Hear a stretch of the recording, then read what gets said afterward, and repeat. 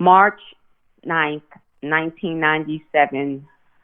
What a sad day in hip hop history. And one of the saddest days for us personally. And, I will never forget that day.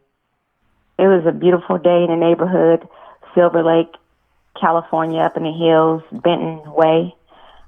Daz, myself, our home was home to everybody. That was everyone's address. We opened up our house. We were the first cribs because our house was the house that Foxy Brown stayed at. Her bodyguard, whenever they came down, they had a room to stay. Everybody. That particular day, I remember Corrupt and Foxy. I know they were arguing, but they were preparing to go to this the big party. It was one of the awards, and yeah, me and Daz didn't want to go. It wasn't. I think we were still kind of sore and salty over Tupac, and it just wasn't the right moment to get out. It didn't feel right. It didn't feel the same anymore. And towards the night, I remember Corrupt getting dressed because I believe he was at our house. They were at our house at some point. They ended up back at a hotel, but they left, going off to the party to be a part of the entourage. We stayed home, and Daz in the studio, creating a lot of good music, and me upstairs with our daughter Imani. Just a typical weekend. It got kind of wacky because a lot of calls start coming in, and if all you guys remember, everyone had a house phone, and I think I had to change my house phone once a month to keep away from the couple groupies or the people that, just the people that wanted money. So it was strange that my phone was ringing off the hook and I couldn't understand. I'm like, I just got this number changed. And we got our first call that Biggie had gotten shot. And the first question that popped in my mind at that moment was, what the hell is he doing in California? Not even a year after Tupac got murdered. That was the stupidest thing, and I'm not putting it on Biggie because he's the artist. He just listens to the boss man give him, the details of his tour dates, any kind of promotional dates. It wasn't him, but why the hell was this man down here in the city that hated him at that moment? They hated him. They hated Bad Boys, and they blamed them squarely on the death of Tupac. A lot of us knew that, I think we all figured that Tupac's death was caused by other people, but you still had the diehard fans that were not having nothing of that thought. They solely thought that Biggie and Diddy were behind this murder of their greatest rap asset, and now he's coming to our town to flaunt, to make money, and to basically stomp on Tupac.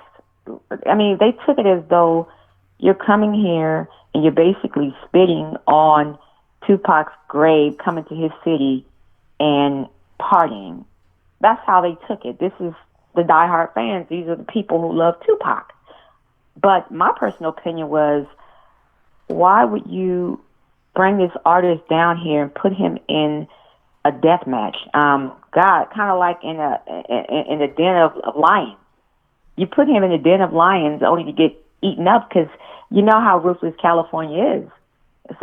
It's ruthless, And when I heard that he had gotten shot, I was surprised, but not surprised in a sense, because I just didn't know. I'm like, why would they do this to this young man? I mean, he had no business down in California. I would have never booked any shows for him down here, probably for 2 to 3 years until tensions were calmed down. But not even a year later, you think it's safe and it's the best case scenario to come down here and to party in the middle of Hollywood with people who are still mourning Tupac? But for me, I was so sad because I had met this guy before, Biggie, and he was so nice. I met him in his New York days when he was coming up in the rap game in Brooklyn when he was still struggling. A lot of my good homegirls are from Brooklyn, so before Biggie even made it, I had met him, and this cat was just a hustler. He was nice. He was everything Brooklyn was about, and that was a part of the reason why I love New York so much because the Brooklyn way it was contagious. So I knew him before the this his celebrity, his popularity, and he was a cool cat. So when he got killed, it hurt, and Daz was hurt. He was genuinely hurt because he had been around him before, and Daz knew deep down in his heart that Biggie had nothing to do with Tupac. It might have been people above the level, but it wasn't the artist himself. So we felt pain for him and his family. And I felt bad for all the New York people that were out here partying and didn't get the memo that you do not come to California after someone that they treasure and hold high above gets killed. That's a wrong move. They all learned real quickly. But calls were coming in that night, one by one. I remember Russell Simmons' call. I remember Luke Skywalker call. I remember the Bay Area were calling. I mean, that's Be Legit. That's E40. Maybe Rapping Forte. All those calls. I just remember the Bay Area calls were heavy. But then the Miami calls came in. And then, just sporadically, all the other calls were coming in. Everybody was it was just painful that our house was the epicenter for the Dog Pound Death Row. They were calling us to verify what had went down, and Dad and I couldn't give you that conclusion at that moment because we had heard as well, but, we didn't want to start anything. We gave them the information that we had heard secondhand. And I think shit got real when Corrupt called crying. And because it so happens that he was in a suburban following the whole motorcade of cars. Him and Foxy were maybe like 4 cars behind. So he was in the midst of all that stuff, and when he called crying, that's when we knew this shit got real. And it was just so hurtful. It was crazy. And I do remember the last call I got that night. Tupac's sister, Shetra, that's one of my good friends then and now, still love her to death. She had called. She was somewhere, maybe Atlanta, I don't know, somewhere. And she said, "Hey, Kenya, I just heard. Is it true?" And at that moment, after Corrupt verifying it was true, I said, "Yep, it's true." And that was it. The phone kind of just hung up. She said, "Okay." And that was it.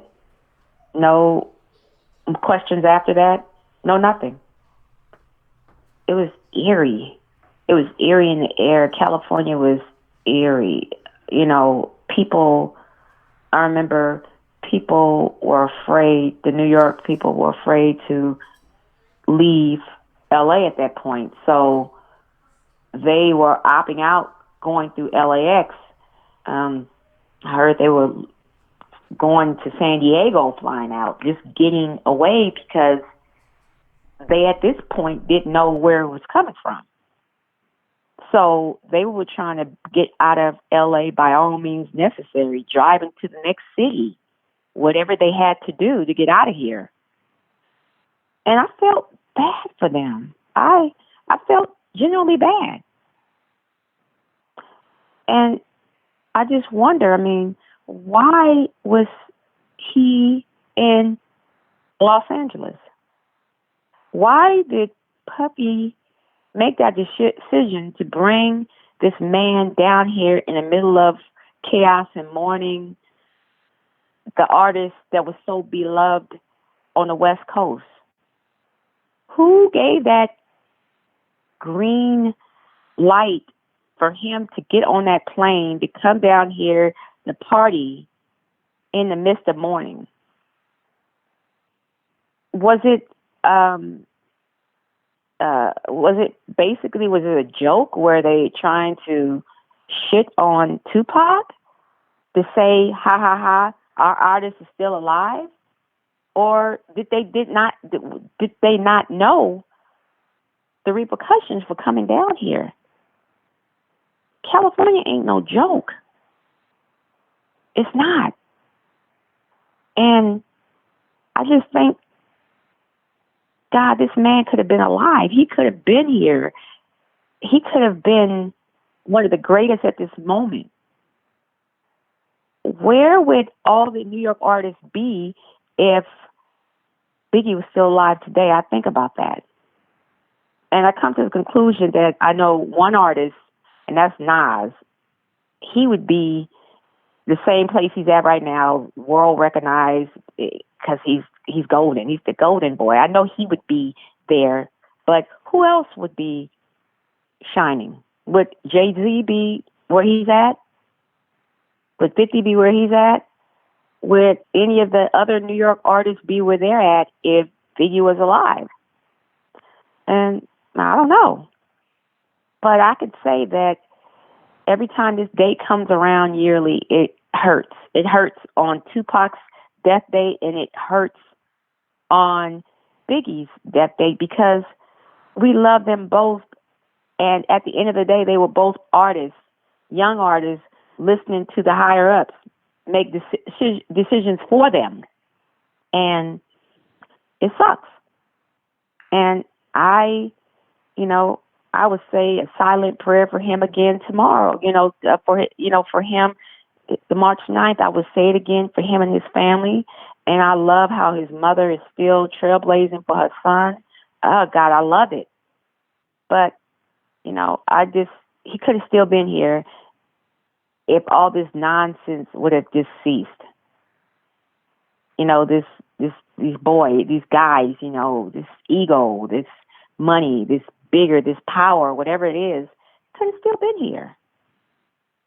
And, it hurts. And, rest in peace, Biggie. You were loved, Biggie. You were loved by the West Coast. Everybody, I knew you beforehand, and you were loved. You were missed. You were greatly missed. And I knew Christopher Wallace. I met him on his block back in the days, and he was a good dude. So, I hold that in great memory. I miss him, and I hope up in heaven, him and Pac are sitting down, laughing at the way this crazy nonsense is still going, and maybe send some angels to get these brothers together, because we know that they mashed all their differences, and they've been okay for years up in heaven. But we still miss them both, a lot.